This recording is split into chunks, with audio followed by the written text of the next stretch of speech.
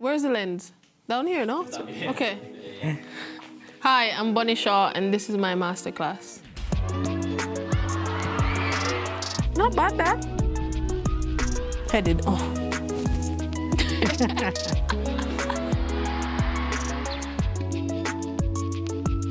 Bunny, thank you so much for joining us today. Starting off, we've sort of listed what we think are a number of your key characteristics, which makes you the player that you are. Looking at that list, in any category, are there any there that stand out to you?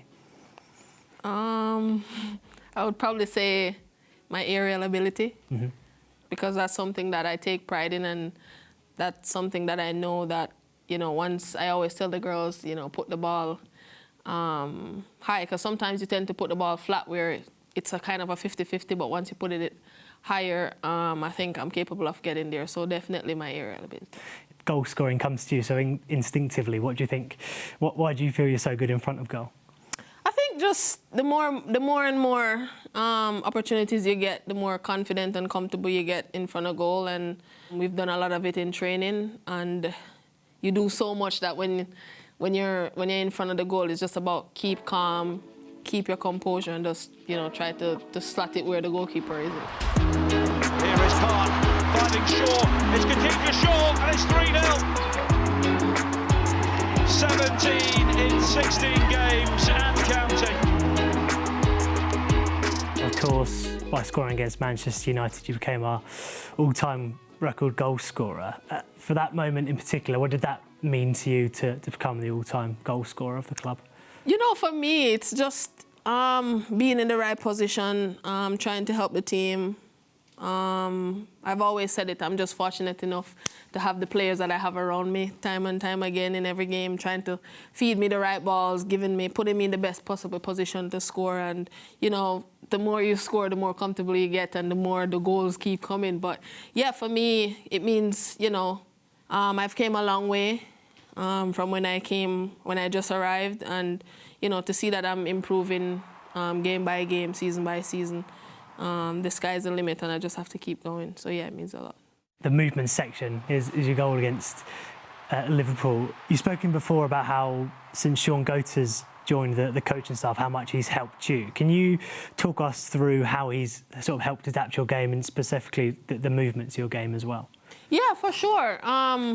We've done a lot more off the field stuff in terms of clips, and trying to, because sometimes you're on the pitch, you might not necessarily see that pass, but when you watch it back, you're like, oh, I had more time, I could turn there, I could lay that, or I could take a shot. So I think with him coming in, we see where, you know, we can improve on the areas that I can improve on, and then in training we try to implement it and try to work on it constantly. And then, yeah, since he's come in, we've had a lot of communication, a lot of training. He's hard on me, but, you know, I know that, you know, he just wants the best for me. But yeah, since he's came in, it definitely improved my game.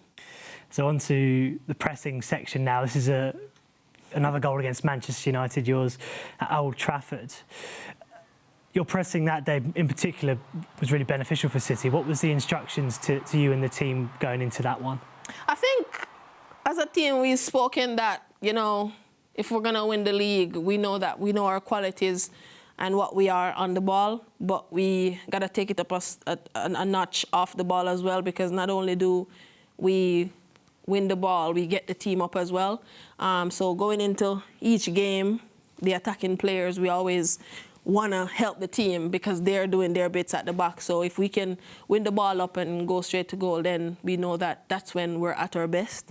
And yeah, here again, I think I showed that I wasn't interested there, but I knew that they were going to pass it, so I kind of showed that I wasn't interested, and then last minute I went. Is there things that you do that can trigger defenders which help us in our press as well, like you mentioned? I'm not about to give that out right now, but yeah, I definitely do stuff in the beginning of the game, halftime, when certain aspects of the game, to see where the defender is, what they're doing.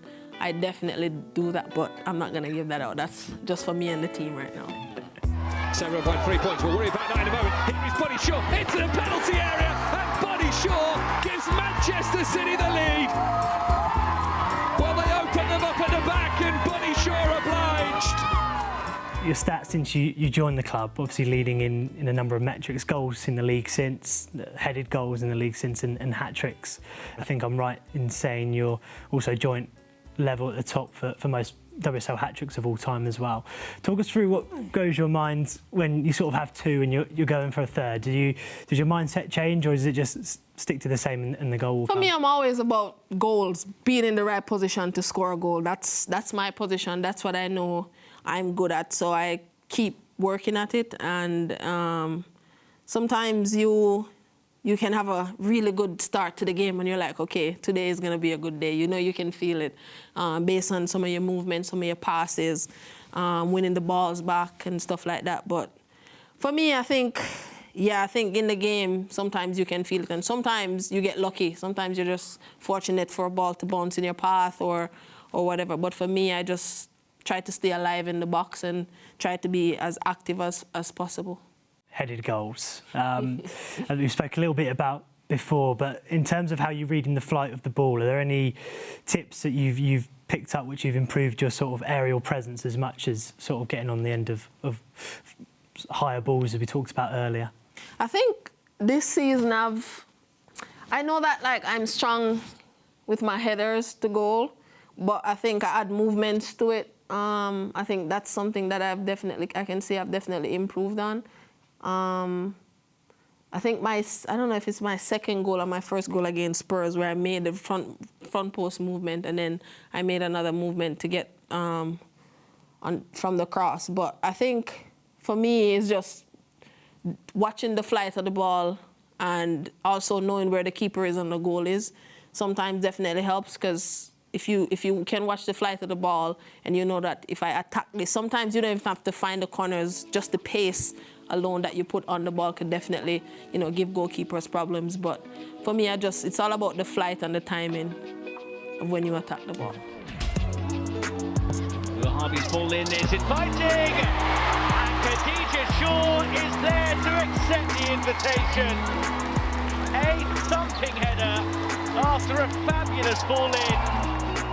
Now we've got a heat map here of all your WSL goals of all time. Obviously, a lot come from inside the box. But what goes through your mind when you're sort of in these positions? Does it change depending on where you receive the ball, or is it just an instinct to know where you are at all times to get the ball in the net? Yeah, definitely. You have to know your space. You have to know where your defenders are. You have to know ahead of time when, say, for example, Chloe gets the ball, or Mary or Hempo. They're all three different type of crosses. So, like I said, I build good relationship with them. So I know when they get the ball, the type of crosses they're gonna do. So I just adjust my movements according to, you know, sometimes it's not the best of balls, but you can make it a good ball at the end of the day. So I think for me, it's just always being aware, knowing where you are, knowing where the goal is, the goalkeeper, and try to create the space for you to be in the best position at the end of the day. Well, talk us through this one. What a goal this was. I was there, lucky enough to see this one live. It was. Now, when you see it back, almost 2 weeks later, how do you feel about it now the dust's almost settled on it? How do you feel about that goal? Yeah, it's probably in terms of a clean shot, the best goal I've scored in my career, for sure. And how I had to turn, take a touch. It wasn't like I turned and then took a shot. I had to create the space, move players to then hit it. So, yeah, looking back at it, I'll definitely say that's one of the best goals I've scored in terms of clean shot. And now on to the final section, your link play. There's assist here for Lauren's great goal against... To be fair, that was all Lauren, to be fair. I just tried to put it back in the box because I hear them yelling, Bon, Bon, Bon, Bon. And I look up and I saw, I think, Mary and Hempo. And initially I was trying to aim for the far post, because when you cut back, you normally go back post, but the chip went to Hempo and she did amazing to do that backflip goal. But yeah, for me, that was all Hempo for sure. And we've seen the ones, we saw that one with you inside the box here. I think there's a little nutmeg maybe coming up here. Just there, and then across to Jess Park. Again, with the ball at your feet, obviously you're so comfortable as well. Talk us through your sort of dribbling ability. Yeah, it's something that I've definitely worked on. Obviously, I'm more bigger, and people would think that, oh, you just kick and you just run. So I've definitely take pride in, you know, short movements, short dribbles, whether that means getting a shot off or creating a pass or creating space for my teammates. But it's something that I've definitely worked long and hard on, and I can definitely say now that I'm reaping the benefits from, you know, all them training sessions in small areas. Bunny, amazing. Thank you so much for your time today. That was great. Thank you.